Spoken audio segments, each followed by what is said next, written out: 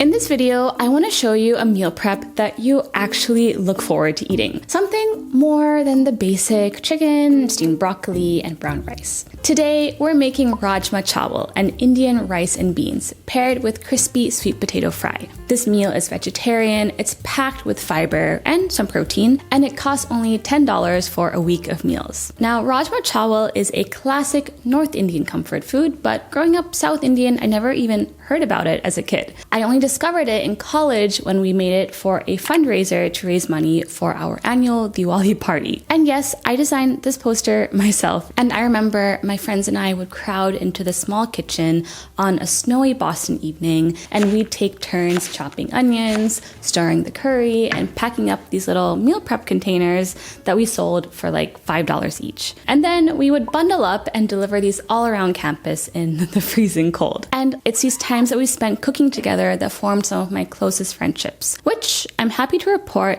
are still going strong 9 years later. So anyways, today I thought I would share this cozy winter meal prep with you.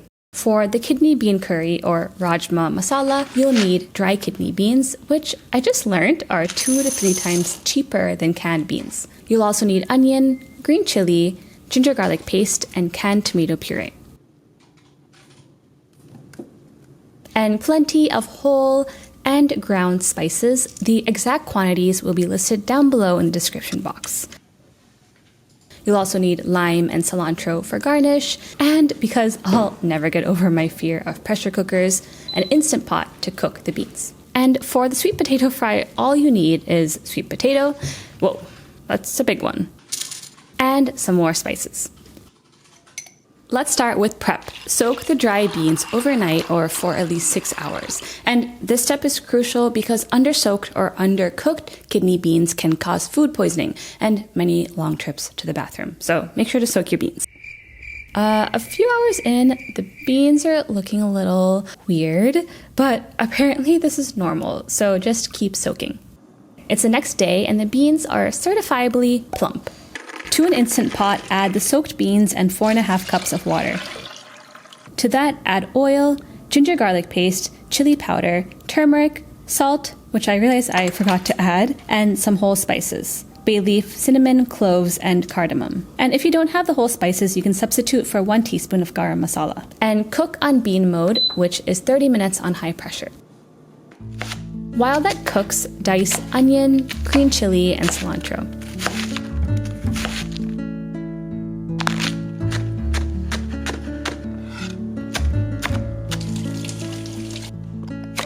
Then dice the sweet potato.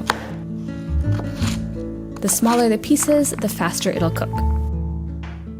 Soak the sweet potato in cold water to get rid of extra starch. We'll start by making the rajma masala and then the sweet potato fry. Heat 1 to 2 tablespoons of oil in a wide pot. Add onions, green chili, and a pinch of salt and cook that down for 10 minutes.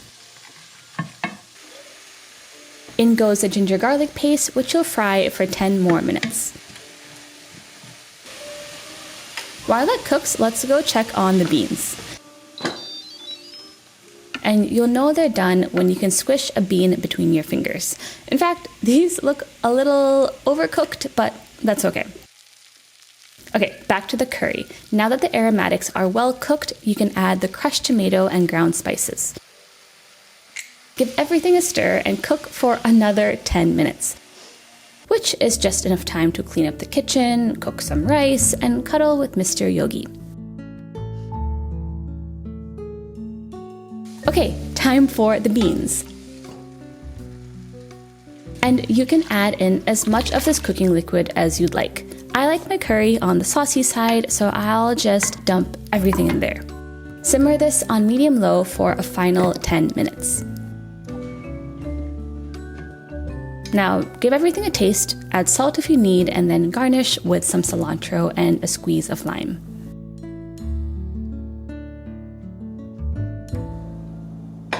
Now for the easiest sweet potato fry.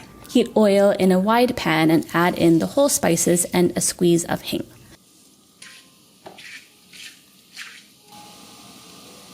Once they're fragrant, squeeze out all of the extra moisture out of the sweet potato that we were soaking before and add that to the pan.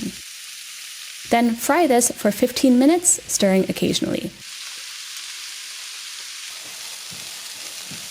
Once it's a little toasty, you can add in some spices, so half a teaspoon of turmeric, half a teaspoon of salt, and a quarter teaspoon of chili powder, and some extra oil if needed to keep things moist. From here, you're just gonna keep frying the potatoes until they get nice and crispy, which for me took about 25 to 30 minutes.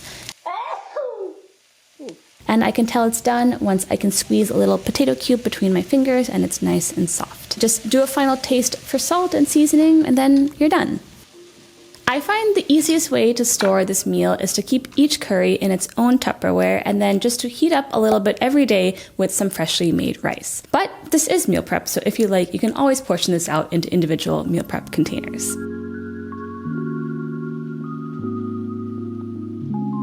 And here it is, an Indian rice and beans meal prep.